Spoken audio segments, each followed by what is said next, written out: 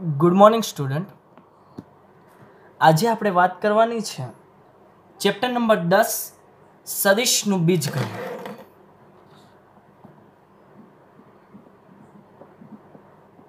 Chapter 10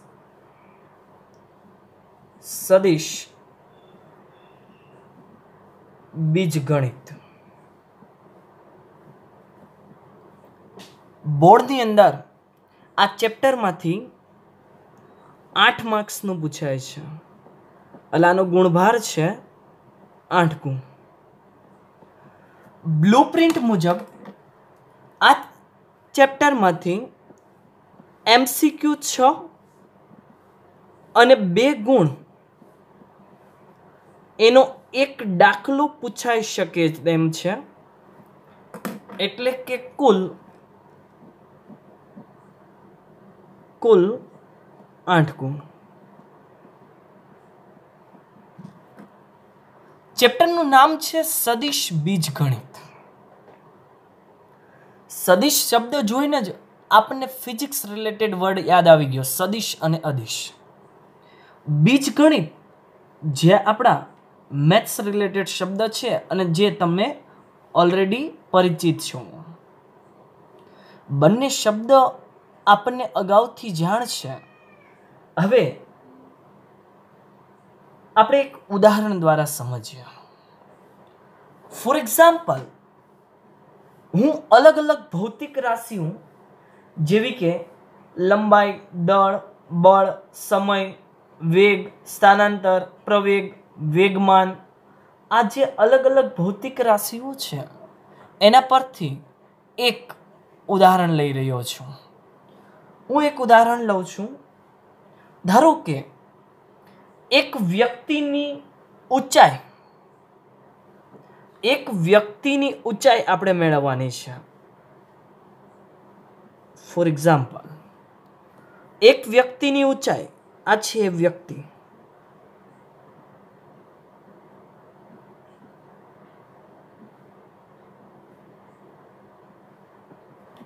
આ વ્યક્તિની આપણે ઊંચાઈ મેળવવાની છે. આ વ્યક્તિની ઊંચાઈ જો હું મેજરમેન્ટ કરું તો હું એવું કહી શકું કે ભાઈ આની ઊંચાઈ 5 ફૂટ 5 ઇંચ છે. એકમમાં મેં માપી લીધી, ફૂટ અને ઇંચની અંદર. ઓકે, હવે એક બીજું ઉદાહરણ લઈ રહ્યો છું. એક સીધી સપાટી ઉપર એક પદાર્થ પડેલો છે, આવો ચોરસ જેવો. આ પદાર્થ ઉપર આપણે બળ લગાવવાનું છે. હું બળ લગાવું છું, જો અહીંયાથી આ રીતના બળ લગાવું છું. અહીંયા એક વ્યક્તિ છે, એ વ્યક્તિ આના પર બળ લગાવે છે. હવે આ જે પદાર્થ ઉપર બળ લગાવે છે, તો જો મેં જેમ દર્શાવ્યું એ રીતના જો હું બળ લગાવું તો આ પદાર્થ ટૂંક સમયમાં સ્થાનાંતર થઈ અને અહીંયા પહોંચી જશે. જો થશે. હા, કોઈ એવું પણ કહી શકે, જો આ દિશામાં બળ લગાવું તો આ પદાર્થ છે એ આ બાજુમાં આવી જશે. ઉપરથી બળ લગાવું તો પદાર્થ છે એ દબાઈ જવાનો છે. અને નીચેથી જો હું બળ લગાવું તો આ જ પદાર્થ ઉપર સ્થાનાંતર થઈ જશે. અહીંયા થશે આવું. તો આજે મેં 2 ઉદાહરણ આપ્યા, એમાં તમે એવું સમજી શકો કે પ્રથમ જે વ્યક્તિની આપણે ઊંચાઈ મેળવવાની છે, એ વ્યક્તિની ઊંચાઈના હું ખાલી એનું મૂલ્ય કહી દઉં તો આપણને આન્સર મળી ગયો. પણ આ પદાર્થ ઉપર આપણે બળ લગાવવાનું છે, તો એ બળનું ખાલી હું મૂલ્ય કહું તો આપણને ચોક્કસપણે આન્સર ન મળ્યો. તરત જ મગજમાં એક પ્રશ્ન ઉત્પન્ન થાય કે પદાર્થમાં જો બળ લગાવવું છે તો એ બળની દિશા કઈ હોઈ શકે? આગળથી બળ લગાવવું, પાછળથી, ઉપરથી, નીચેથી, ક્યાંથી બળ લગાવવું એ તો અંદર આપેલું નથી. જો આ પદાર્થ ઉપર હું એવું કહું કે મારે 40 ન્યૂટનનો બળ લગાવવું છે અને આ જ દિશામાં જે મેં એરો આપેલો છે એ દિશામાં જો બળ લગાવવું હોય તો આ પદાર્થ આ રીતના સ્થાનાંતર થશે આગળ, જે મેં અંદર ડોટેડ દર્શાવ્યું છે. તો તમે જોઈ શકો છો કે આ જે પહેલું ઉદાહરણ મેં આપેલું છે આમાં ખાલી મૂલ્યથી જ કામ થઈ ગયું, અને આ જે બીજું ઉદાહરણ છે આમાં મૂલ્ય સાથે આપણે એની દિશા પણ દર્શાવવાની જરૂર પડે. તો આવી રીતના જો આપણે જોઈએ તો ભૌતિક રાશિઓને બે અલગ અલગ ભાગમાં વહેંચણી કરવામાં આવે. એમાં પહેલું અદિશ રાશિઓ.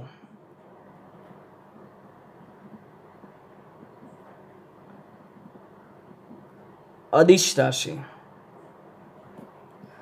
અદિશ રાશિ એટલે શું? એ આ જે એક નંબરનું ઉદાહરણ આપ્યું તે, તો એને જો હું થિયરિટિકલ વર્ડમાં લખું તો આવી રીતના લખી શકાય કે જે ભૌતિક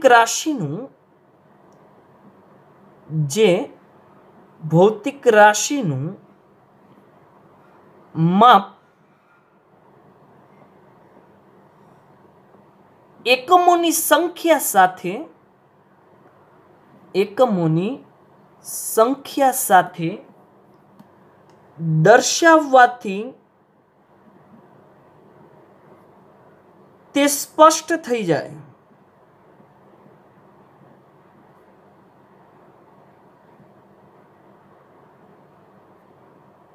તે તમામ રાશિઓને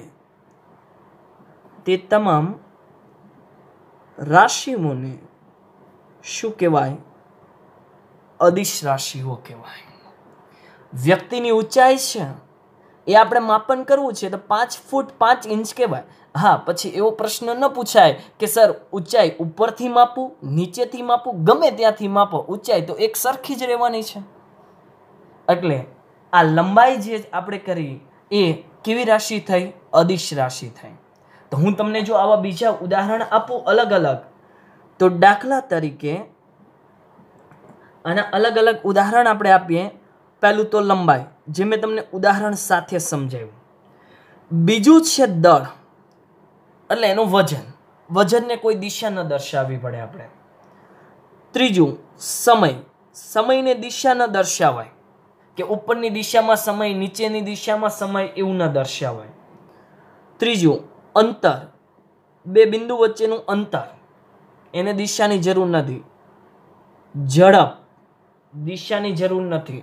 ક્ષેત્રફળ, કોઈ વસ્તુનું ક્ષેત્રફળ મેળવવું હોય તો એનું મૂલ્ય મળે પણ એની દિશાની જરૂર નથી. હું એમ કહું આ લંબચોરસનું ક્ષેત્રફળ મેળવવું છે તો એનું મૂલ્ય મળી જાય. પછી એવું ન કહેવાય લંબચોરસની ડાબી બાજુની દિશાથી મેળવો, જમણી બાજુની દિશાથી મેળવો. ક્ષેત્રફળ તો બધામાં એક સરખું જ આવવાનું છે.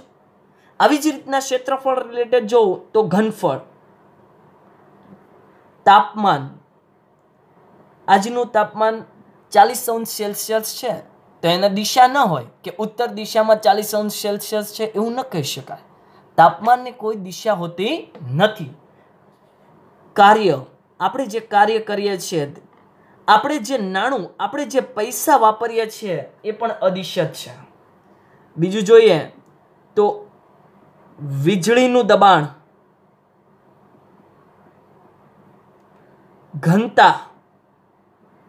ઘનતાને પણ કોઈ દિશા ન હોય.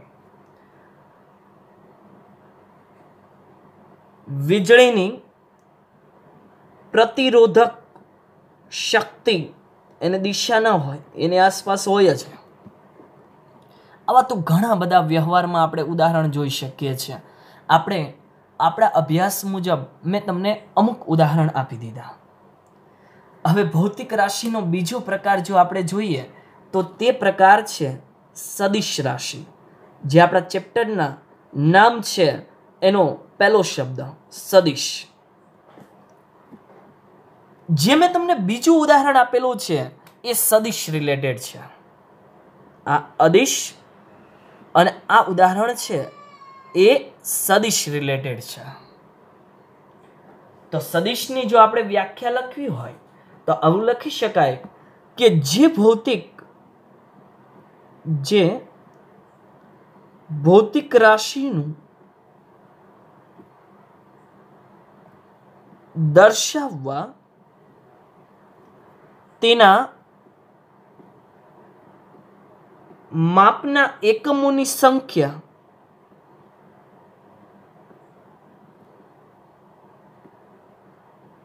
એટલે એનું માન કહેવાય. માપના એકમોની સંખ્યા હું લખી જ દઉં, એટલે ટૂંકમાં કહીએ તો એનું માન, એનું મૂલ્ય કેટલું મળે છે તે. સાથે દિશાની પણ જરૂર પડે તે તમામ રાશિઓને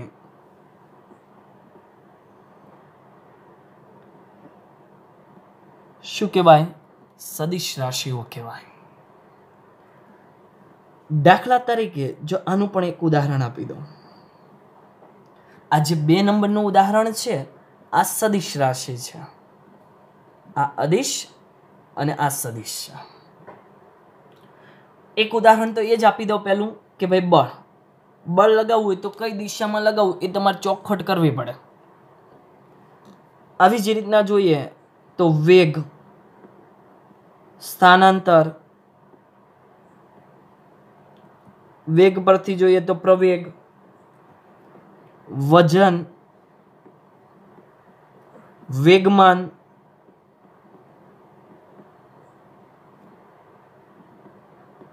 વીજ ક્ષેત્રની તીવ્રતા, આવા ઘણા બધા અલગ અલગ ઉદાહરણ જોઈ શકાય. એટલે આ બેઝિક ખ્યાલ થયો સદિશ અને અદિશ વચ્ચેનો.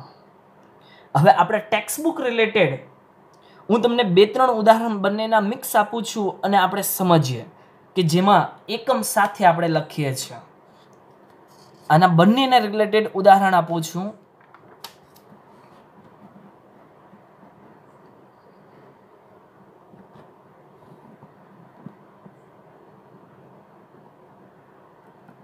ઉદાહરણ 10 kg.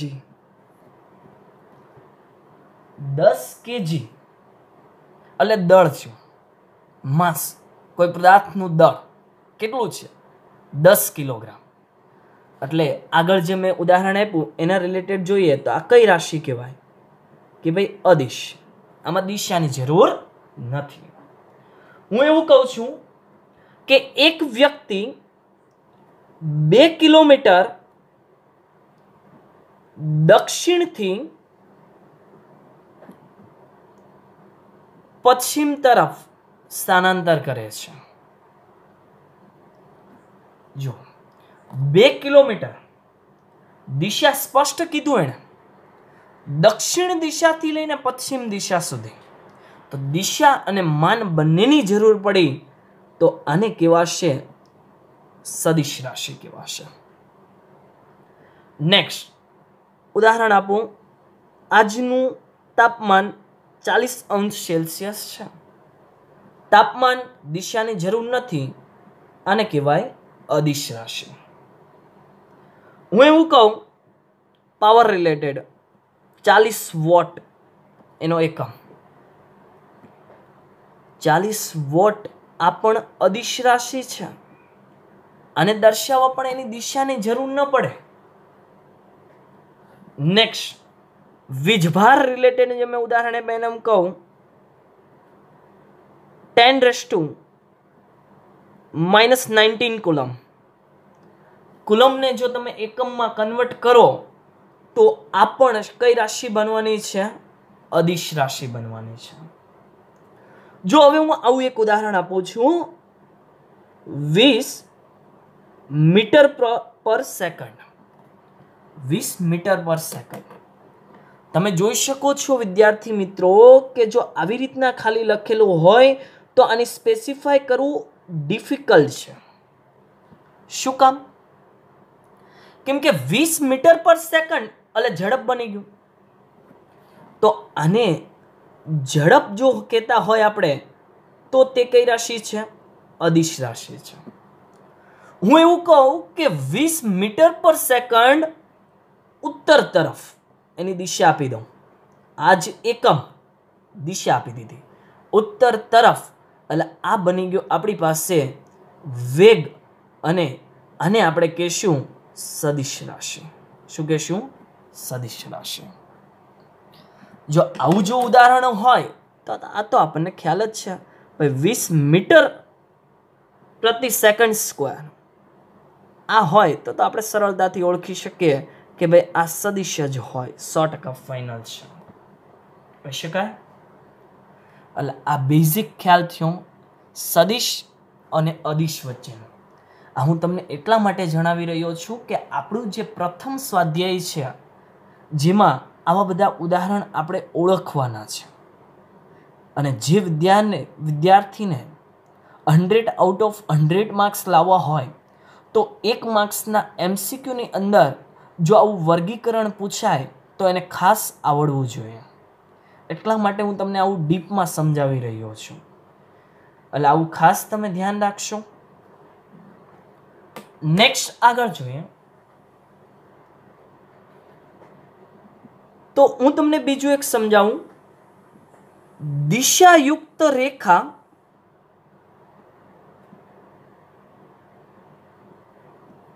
અને દિશાયુક્ત રેખાખંડ.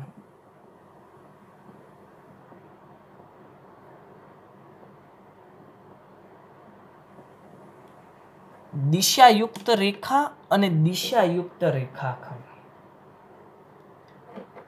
હવે પહેલા આપણે સમજીએ છીએ દિશાયુક્ત રેખા માટે. જો એના માટે હું લખું તો આપણે પહેલા ધારણા કરો કે ધારો કે L એ ત્રિપરિમાણીય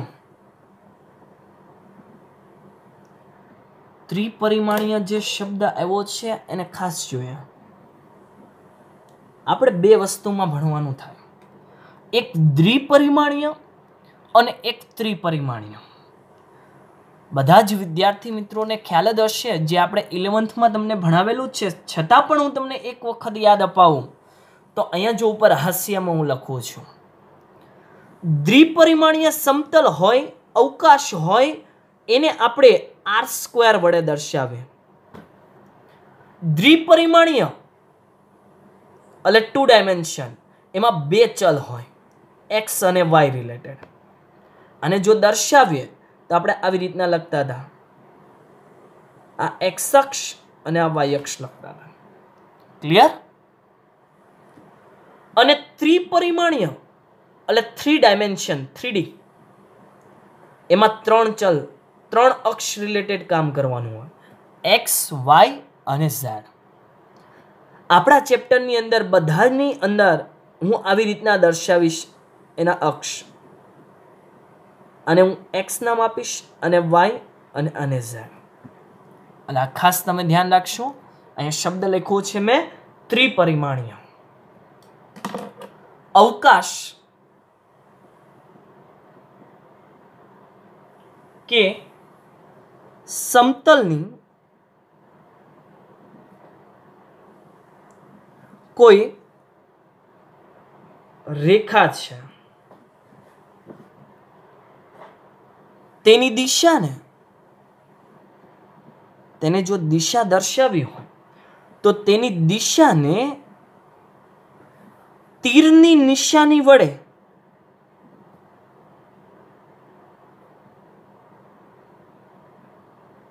દર્શાવી શકીએ. જેમ કે જો અહીંયા દર્શાવું છું, આ છે એક રેખા છે એટલે અનંત લગી જવાની છે ને, આ રીતના છે. આ રેખા છે L. આ રેખાને જો મારે એની દિશા દર્શાવી હોય તો આ હું દિશા દર્શાવું છું, આ રીતના બને છે. હા, કોઈ વિદ્યાર્થી એવું પણ કહી શકે આ પણ એક રેખા છે અને આની કોઈ વિદ્યાર્થી દિશા આવી પણ દર્શાવી શકે. આ બંને એની દિશા થઈ, આ રેખા L જ છે, તો આવી રીતના એની દિશાને દર્શાવી શકાય.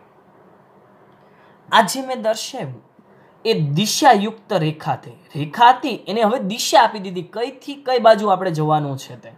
આ થયું દિશાયુક્ત રેખા. હવે આપણે જે આગળ સમજવાનું છે એ દિશાયુક્ત રેખાખંડ.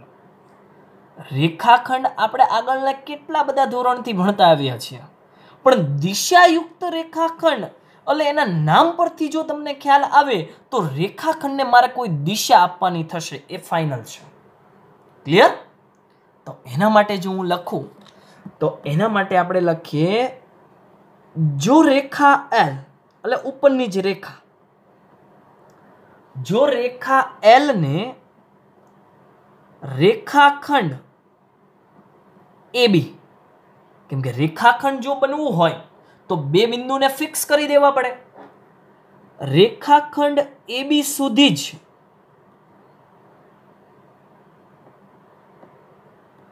મર્યાદિત કરીએ તો ઉપર જે આપેલી છે તે બે માંથી એક દિશાવાળી રેખાને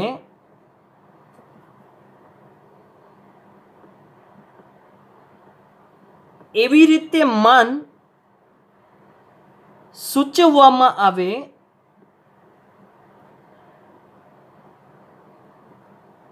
છે કે જેથી તે દિશાયુક્ત રેખાખંડ બને છે. જોજો જે મેં લખ્યું છે તે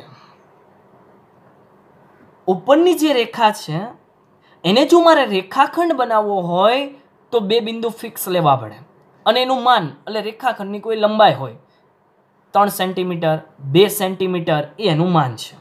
આ માન એવી રીતના સૂચવવામાં આવે ઉપરની રેખામાં અને જે આપણને મળવાનું છે એને શું કહેવાય? દિશાયુક્ત રેખાખંડ કહેવાય. આપણે યાદ રાખીશું કે દિશાયુક્ત રેખાખંડ, આ જે દિશાયુક્ત રેખાખંડ આ સદિશ છે. શું છે? સદિશ. શું કામ? કેમ કે રેખાખંડમાં માન દર્શાવાય અને એની દિશામાં આપણને સદિશ દર્શાવે, એટલે આ સદિશ બની ગયું. તો એની જો પણ હું આકૃતિ અહીંયા દર્શાવી દઉં તમને, તો એની આકૃતિ ફોર એક્ઝામ્પલ આવી બની શકે. આ રેખા L જે આગળનું ફોર્મેટ છે તે બે માંથી કોઈ પણ એક દિશા લઈ લઉં છું. મેં આવી દિશા લીધી, આ છે રેખા L, અને એના બે બિંદુને હું ફિક્સ કરી દઉં. એક બિંદુ આ છે અને એક બિંદુ આ છે.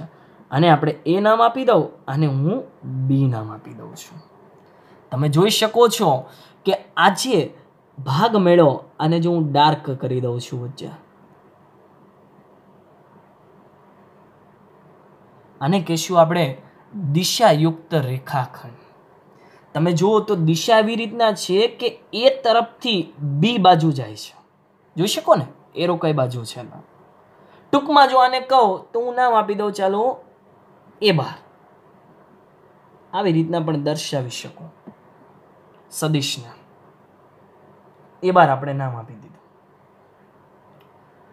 તો આને રિલેટેડ જો આપણે લખીએ તો આને હું આવી રીતના હવે લખું છું,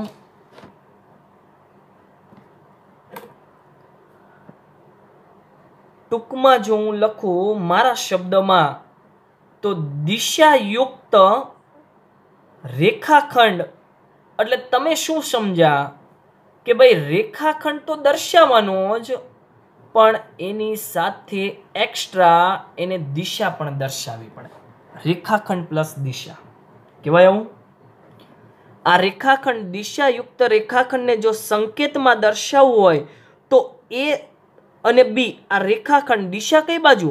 A થી લઈને B બાજુ, એટલે B બાજુ આવી રીતના તીર રહેશે, આવી રીતના સંકેતમાં દર્શાવાય. અથવા આપણે ટૂંકમાં લખ્યું છે A અને દિશાનો એરો તો એ જ રીતના રહેશે, જે રીતના છે આવી રીતના દર્શાવી શકાય.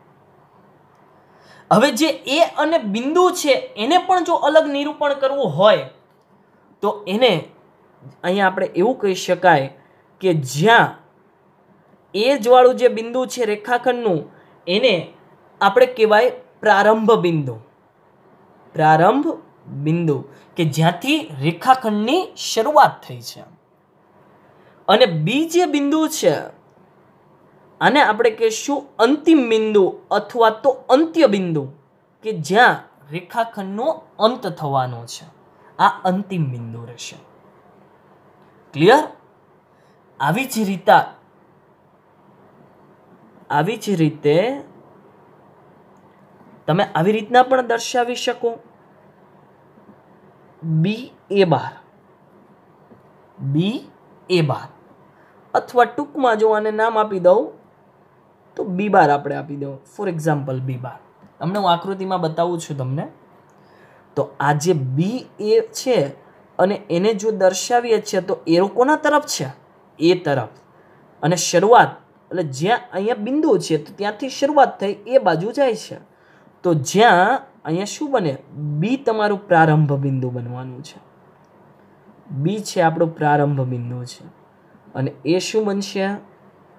અંતિમ બિંદુ બનવાનું છે. ક્લિયર? આની જો આકૃતિ આપણે દર્શાવી હોય તો આવી રીતના દર્શાવી શકાય.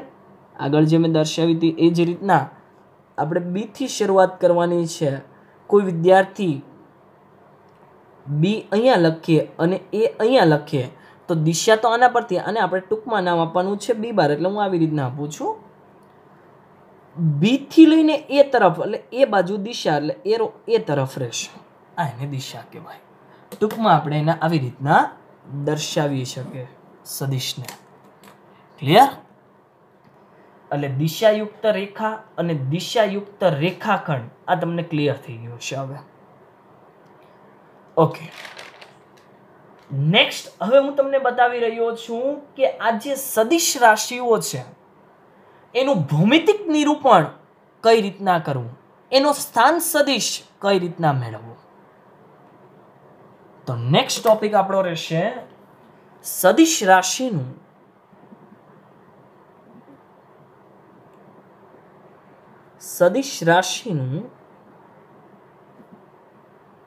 ભૌમિતિક નિરૂપણ અને સ્થાન સદિશ. બંને અલગ અલગ ટોપિક છે જેને આપણે કમ્બાઈન એક સાથે લઈ લઈએ છીએ. ચાલો, સદિશનું ભૌમિતિક નિરૂપણ આપણે કરવાનું છે. મતલબમાં XY સમતલ કે XYZ ત્રિપરિમાણીય સમતલ અવકાશની અંદર આપણે એક સદિશનું નિરૂપણ કરવાનું છે. તો આના માટે મારે એક ઉદાહરણ લેવું પડશે. હું એક ઉદાહરણ લઈ રહ્યો છું. જો એક ઉદાહરણ ધારો કે આપણે કોઈ એક કણ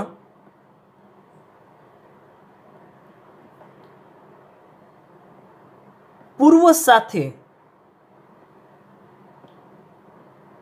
ઉત્તર તરફ 30 અંશના ખૂણે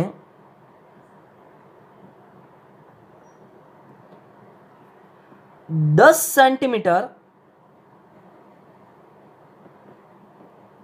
સ્થાનાંતર નું ભૌમિતિક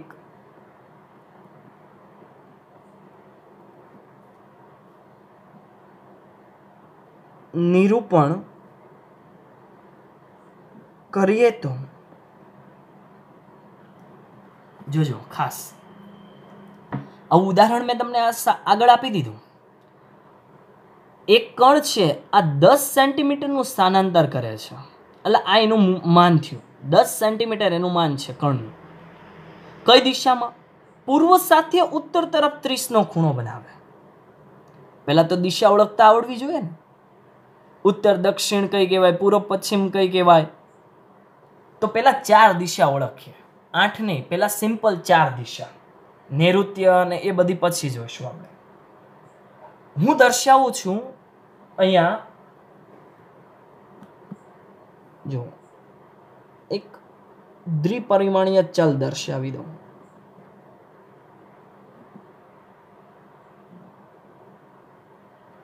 આ છે અત્યારે x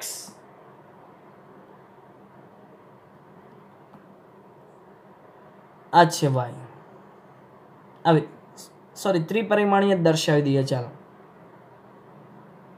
એક્સ વાય ઝેડ આ રીતના છે. હવે આની દિશા રિલેટેડ જોઈએ તો આ સેન્ટર ઉપરની તરફ આપણે દિશા દર્શાવીએ ઉત્તર, એટલે આ છે અત્યારે ઉત્તર દિશા. ક્લિયર? જમણા હાથ બાજુ આ દિશાને આપણે દર્શાવીએ પૂર્વ. એ જ રીતના આનાથી નીચે જે ઝેડ નો ડેશ અક્ષ વાળી આને કહેશું આપણે દક્ષિણ દિશા, અને એ જ રીતના વાય નો ડેશ આને કહેશું આપણે પશ્ચિમ દિશા. ક્લિયર? હવે રકમમાં એવું કીધું છે કે એક કણ છે, એટલે કણ છે એ સ્થાનાંતર કરે છે, તો કણ માટે એનું પ્રારંભ બિંદુ હું અહીંયા લઈ લઉં છું. ફોર એક્ઝામ્પલ તમે ગમે ત્યાં લઈ શકો. કોઈ વિદ્યાર્થી અહીંયા ઉગમ બિંદુમાં લઈ લે તો પણ ચાલે છે. એટલે આ કણને એક પેલા સીધી સપાટી પર હું દર્શાવી દઉં. આ રીતના સીધી સપાટી છે જે આપણે પશ્ચિમથી પૂર્વ દિશા તરફ દર્શાવીએ છીએ. આ કણનું પ્રારંભ બિંદુ છે એ, આપણે એને નામ આપ્યું છે એ.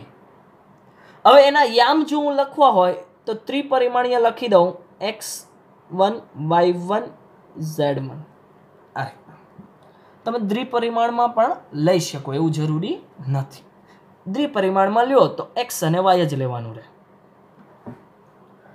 હવે આ જે કણ છે એ 10 સેન્ટીમીટર જેટલું સ્થાનાંતર કરી, આ પોઝિશન ઉપરથી 10 સેન્ટીમીટર સ્થાનાંતર કરી અને અહીંયા પહોંચી જાય છે આ બી જેટલું.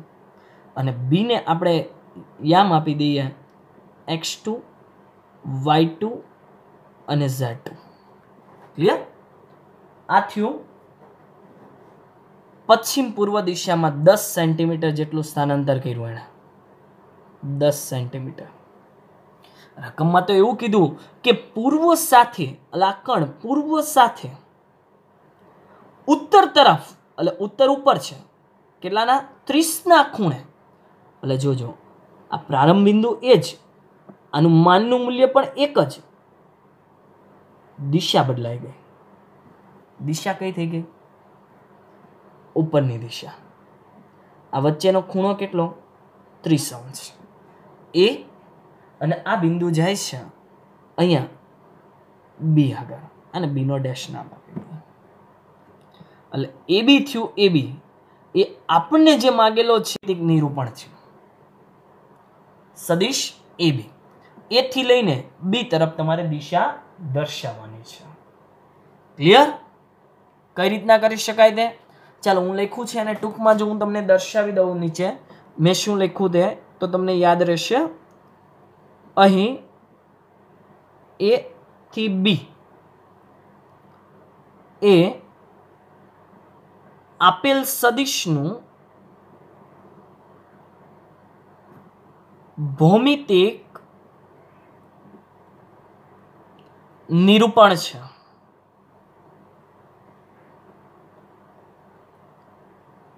ભૌમિતિક નિરૂપણ છે. આગળ જે રીતના લખ્યું તે એને શું કહેવાય? પ્રારંભ બિંદુ. અને બી ને શું કહેવાશે? અંત્ય બિંદુ. લખી દઈએ આપણે. જ્યાં એ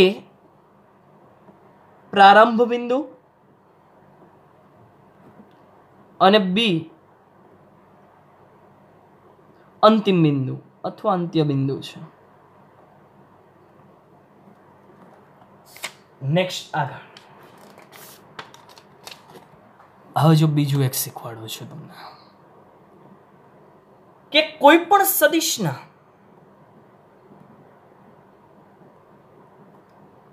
પ્રારંભ બિંદુ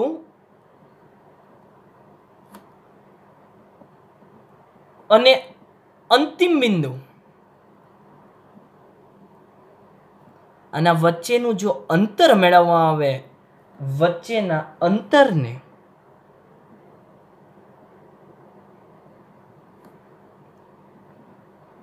સદિશનું માન કહે છે. આ જે વચ્ચેનું અંતર છે આને શું કહેવાય? સદિશનું માન કહેવાય. ક્લિયર? ઓકે. હવે માન મેળવવું કઈ રીતના? તો એના માટે હું તમને દર્શાવું. સદિશનું માન એનો સંકેત જો આગળના સદિશ રિલેટેડ આપું તો એને આવી રીતના માનાંકમાં લખવામાં આવે અને એ સદિશ અને સદિશ AB નો માન કહેવાય. માન એનું મૂલ્ય. આના પરથી જો હું નોટ કરીને લખું છું તો ખાસ ધ્યાન રાખશો કે એનું મૂલ્ય છે, મૂલ્ય એ હંમેશા 0 હોઈ શકે અથવા 0 કરતાં મોટો જ હોય. નેગેટિવ તો ક્યારેય આવે જ નહીં. શું કામ? કેમ કે માનાંક દર્શાવ્યો છે. એટલે આવી રીતના લખી શકાય. અથવા કોઈ વિદ્યાર્થી એવું લખી શકે કે ભાઈ AB સદિશના માનાંકનું મૂલ્ય લેસ ધેન 0 થાય નહીં, એવું પણ લખી શકાય. એટલે આ ખાસ ધ્યાન રાખશું આપણે. હવે આ માન મેળવવું કઈ રીતના? તો એના માટે જો અહીં એ જે આપણે બિંદુ લીધેલું પ્રારંભ બિંદુ, એને આપણે યામ શું આપેલા? x1, y1 અને z1. બી બિંદુના યામ શું આપ્યા હતા? x2, y2 અને z2, જે સ્થાનાંતર કરીને જાય છે તે. હવે આનું માન એટલે એ અને બી વચ્ચેનું અંતર. બે બિંદુ વચ્ચેના અંતર સૂત્રનો ઉપયોગ કરવાનો છે. બે બિંદુ વચ્ચેના અંતર સૂત્રનો ઉપયોગ કરીએ તો x2 - x1 મતલબમાં x યામનો તફાવત એનો વર્ગ વત્તા y યામનો તફાવત એનો વર્ગ વત્તા z યામનો તફાવત એનો વર્ગ થાય. ક્લિયર? તમે x1 - x2 પણ લખી શકો એવી જ રીતના બધામાં. તફાવત એટલે બંનેની બાદબાકી કરીને વર્ગ કરો એટલે આન્સર પોઝિટિવ જ બની જવાનો છે. એટલે આવી રીતના આપણે માન મેળવશું. એટલે અહીંયા સુધી મેં તમને શીખવાડ્યું સદિશનું ભૌમિતિક નિરૂપણ કઈ રીતના કરવું તે. હવે આની સાથે જે મેં બીજો ટોપિક કીધો તો તમને સ્થાન સદિશ, એ પણ જો હવે આની સાથે હું તમને સમજાવી દઉં. કોઈ પણ સદિશનો સ્થાન સદિશ કઈ રીતના મળે? સ્થાન સદિશ તો એના માટે જો હું અહીં નીચે લખું છું કે ઉગમ બિંદુના યામ એને O ઓફ એના યામ 0 0 0 ને સાપેક્ષ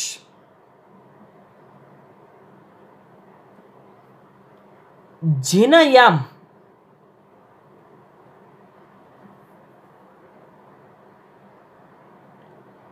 XYZ એટલે ત્રિપરિમાણમાં સમતલમાં કોઈ બિંદુ આવેલું છે આવું, એને આપણે નામ આપી દઈએ P હોય તેવું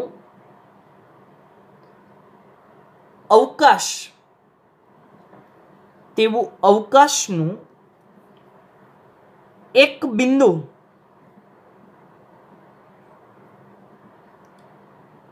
P લઈએ તો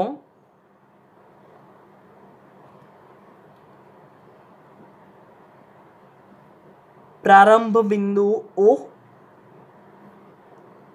અને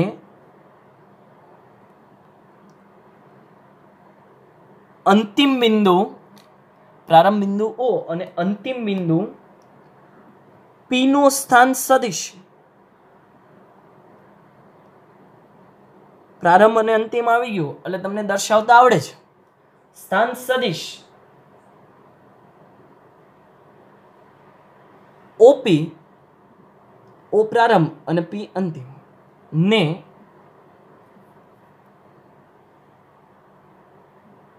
O ની સાપેક્ષ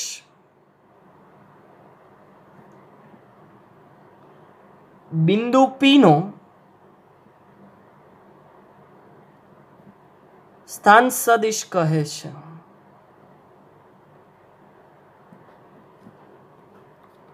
હવે જો હું આકૃતિ અહીં બાજુમાં જગ્યા છે એમાં દર્શાવું તો તમને મારા ખ્યાલે વધારે ખ્યાલ આવી જશે. આને જો હું આકૃતિમાં દર્શાવું,